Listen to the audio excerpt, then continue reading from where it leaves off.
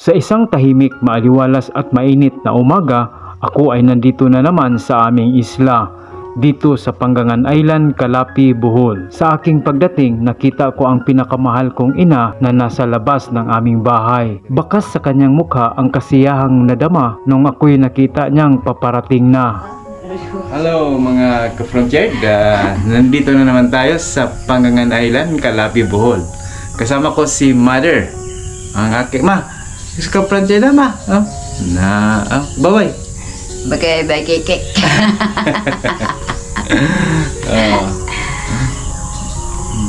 Nandito na naman tayo sa Panggangan Island. Sa mga ka-frontier ko na hindi pa alam, ang aking ina ay 85 years old na at ang aking ama ay 79 years old. Ang aking ina ay may karamdamang malilimutin hanggang sa umaabot na sa puntong pati ako ay hindi na niya kilala. Ganun pa man ay taos-pusong pag-aalaga at pagmamahal ang inaalay ko sa kanya, taos-pusong serbisyo ang ibinigay ko sa kanila. Mother! Chip!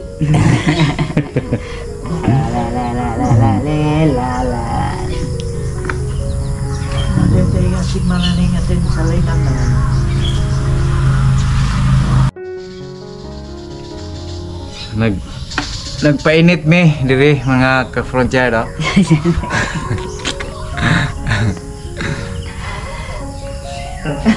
Painit kay init pa ng Bapak mami bapak bungit.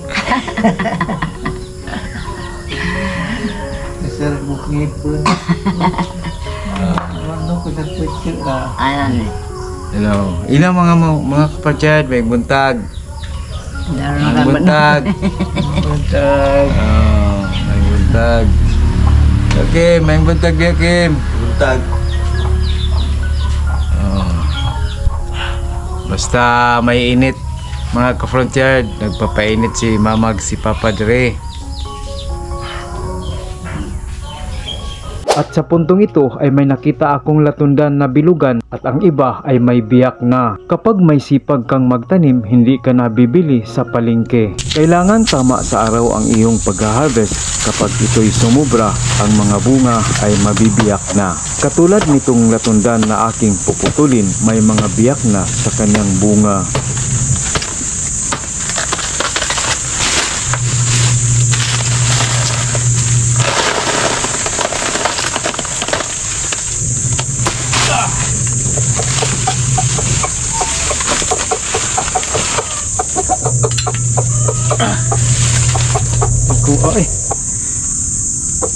Naliki mga ka-frontier. Ito ang sinasabi ko, kapag matagal mo siyang hina-harvest ay mabibiyak ang kanyang mga bunga. At sa puntong ito ay dumiritso na ako sa aking farm sa Area 1 para magbalot ng mga bunga ng kakao na pwede nang balutin.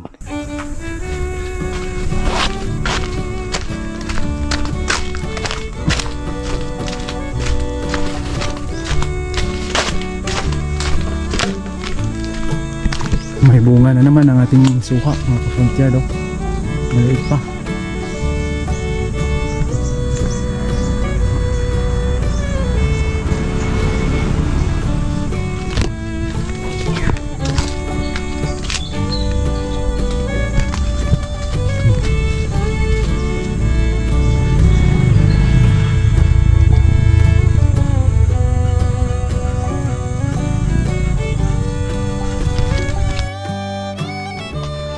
Meron tayong nakitang papaya. So,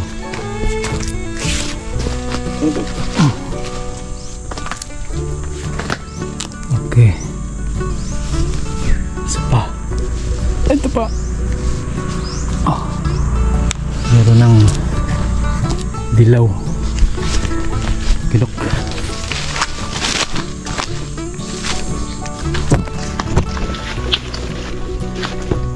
Wala na, hindi na natutukan natin ang ating farm mga ka-frontier. Medyo masukal na. Munga na rin yung suha natin dito. Hindi nagkapareho, merong malaki, merong nauna, merong maliliit lang. Malaki na rin yung marketed natin na naitanim na suha.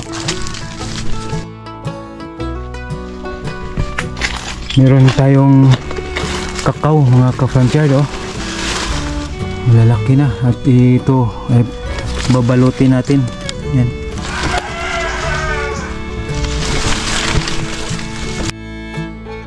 Tapos na. Nabalot na natin mga ka-frontier. Hello mga ka-frontier. Maayong magandang araw po sa ating lahat. Welcome sa Frontier de Joe. Ngayon ay nandito tayo sa ating farm para magbalot ng ating mga kakao. Babalutin natin para maganda ang resulta. Maganda, hindi sila tutusokin ng mga fruit fly. Ito, naumpisa na natin. Punta pa tayo sa ibang lugar.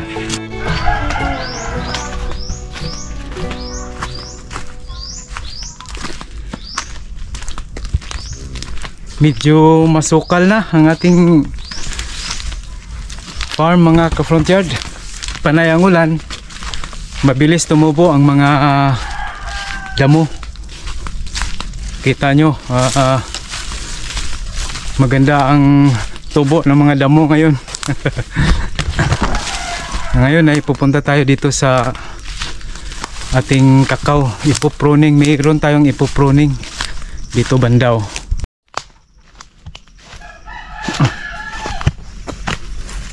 Okay.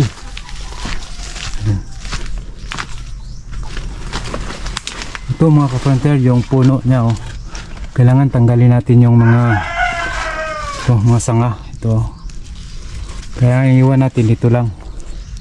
Ito ay puputulin natin. Papakita ko sa inyo pag matapos. I-off ko muna ang camera. Wala kasi akong cameraman. Kaya ngayon ay ipo-pruning natin mga ka-frontier. Kailangan talaga na mag-pruning tayo para maganda ang ating mga bunga ng ating kakao at saka makontrol natin ang pagkahaba ng o pagtaas ng kanilang mga sanga. Ito, tanggalin natin.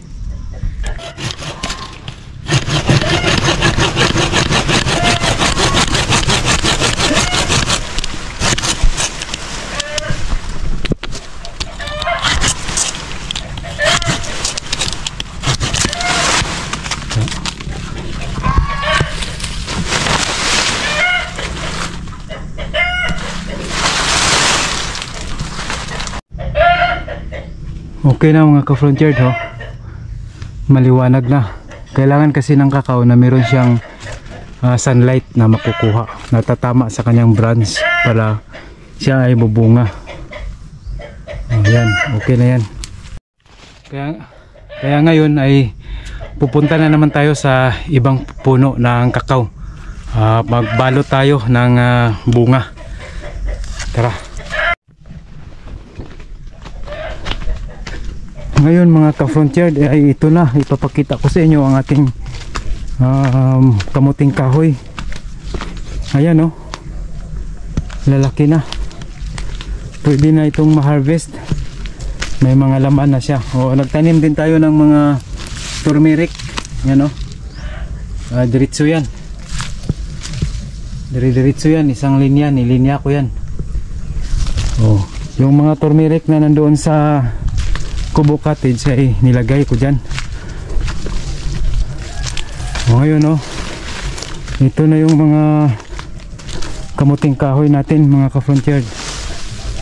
Bilis, mag-isang taon na sila nung ngayong December. Ang problema na naman natin dito pag ang buyer na naman. Ito, meron na naman tayong babalutin mga ka-frontier, oh. Dami dito sa corner.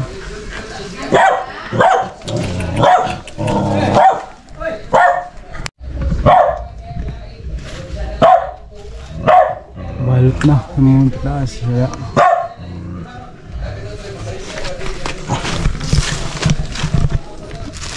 tayo sa iba. Ito marami. Ito marami oh. Oh.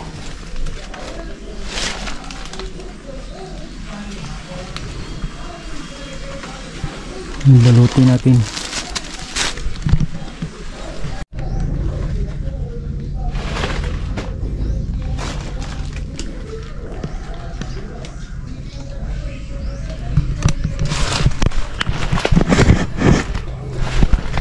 Marami na tayong nabalot mga ka-front yard. Ito'y gagawin nating tabliya chocolate.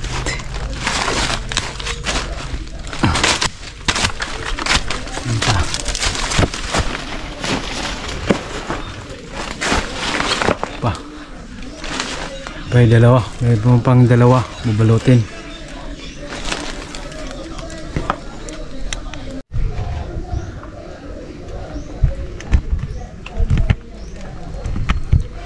Tapos na ang ating pagbalot dito. At meron pa babalutin natin.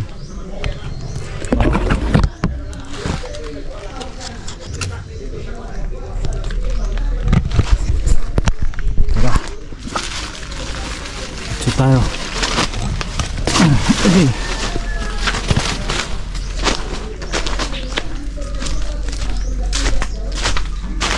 Yan, nakita nyo yung kamuting kahoy natin mga ka-front yard oh. Nagsitumbahan gawa nung hangin, malakas ang ulan kaya nalambutan yung lupa. Meron pa tayong dalawa. Yan oh. Ito.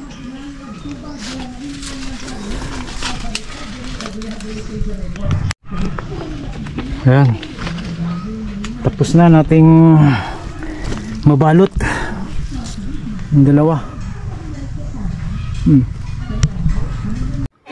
Available na po ang ating kamuting kahoy. Kung gusto nyong bumili ay i-message nyo lang ako sa comment section. Ito ay pwedeng lagain at gawing puto.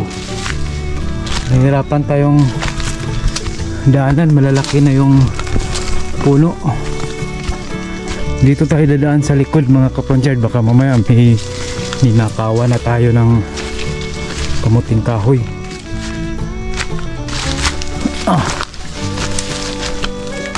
Malaki-laki kasi ito eh. Halos itong lupa natin, itong farm natin ay isang hektarya to. At mga 1/2 hektar ang natamnan natin ng kamuting kahoy. So ang hirap daanan, masuka.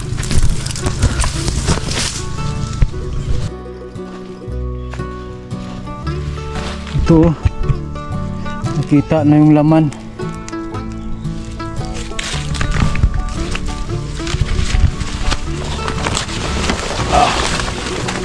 Tayo daan ko, napaka sukal na.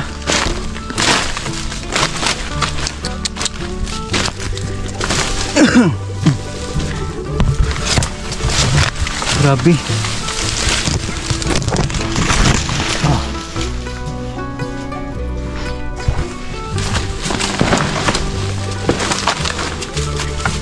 Hindi natin alam dito na baka mamaya makawa na tayo.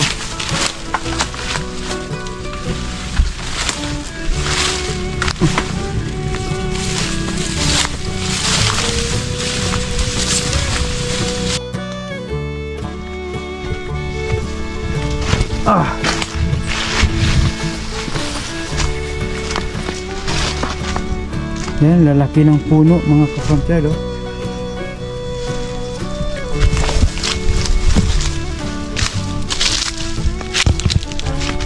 Yan oh.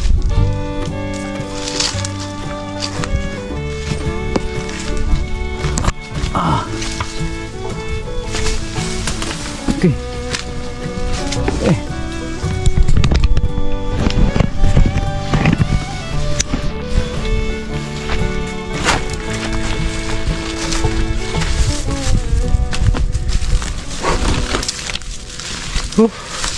Ano na, masukal na. Grabe. Ayun. Ipabayaan na.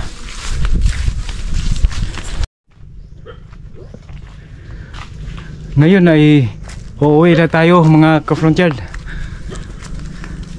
Yun lang ang ating pambalot ng ating mga kakao. Meron tayong hindi ganong karamihan na kakao ay binalot natin para mapakinabangan. At namumunga na rin ang ating mga suha. At sa puntong ito ay dumaan muna ako sa Kubo Cottage at dito ko kinain ang nakuha kong hinog na papaya. Bagong pruning itong puno na harap lang sa aking terrace at harap lang din sa dagat. At mga huni ng ligaw na mga ibon ang aking naririnig. Kay sarap nilang pakinggan, parang musika ng aking tinga.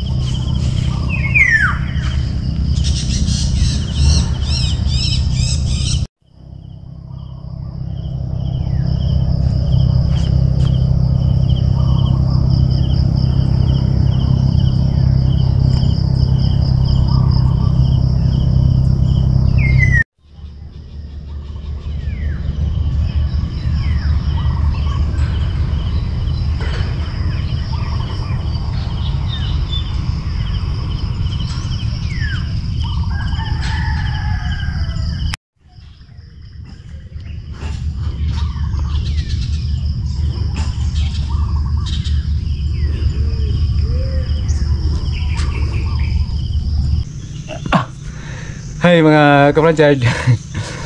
Ito na po yung na-harvest natin na papaya.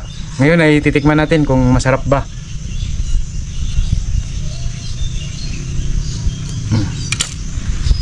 Yan, maliit lang mga ka-frontier do. Kaya ngayon tikman natin.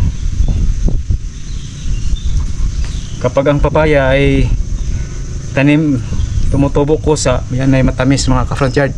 Dahil lang nagtanim yan ay yung mga ibon.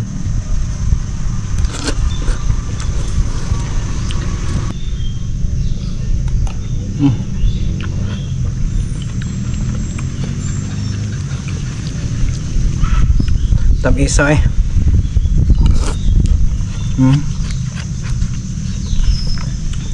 Sarap kumain mga ka-frontier. Galing tayo sa farm, uhaw. Sarap kumain ng kapayas. Nauhaw kasi ako. Nakakauhaw ang magbalot ng kakao mga ka-frontier.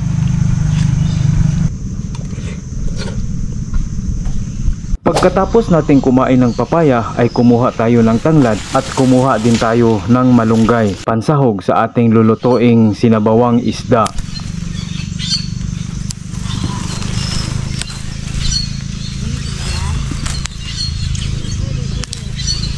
Pagdating ko sa bahay ay agad kong pinahimay kay mama ang mga malunggay na aking dala. Magluluto kasi ako ngayon ng sinabawang isda na aming uulamin.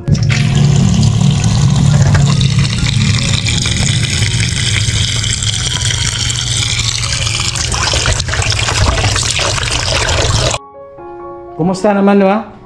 Hapit na mo man? Ano? Hapit na. Ha?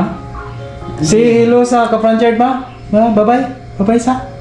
Ma, dala. Bye-bye. Ana. Bye-bye. Bye-bye! Ala, si Belew. Nagharos si mama. Huwag kamunggay. Ito ang paboritong gawin ng aking ina, ang paghimay ng malunggay. Nakahanda na at kumpleto na lahat ang mga ricados na ating gagamitin para sa ating sinabawang isda. Nagpapakulo na rin tayo ng tubig sabay buhos ng ating mga ricados pampalasa.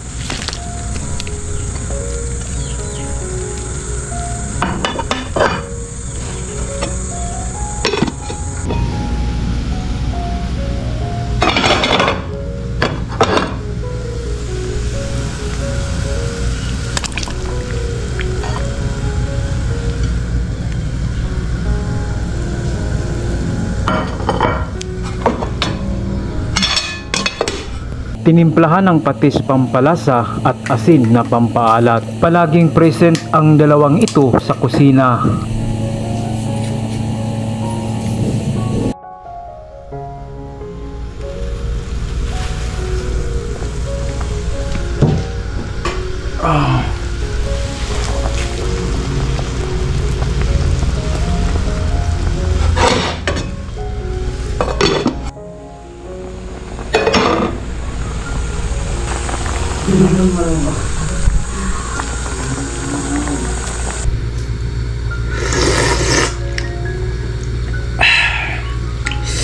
Lasa.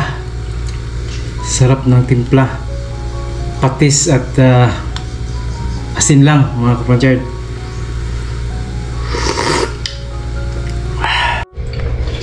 Oh, sabo, sudan.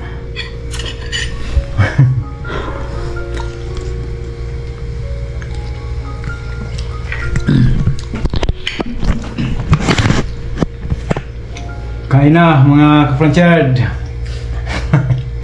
Kain naman. Tinuwa isda.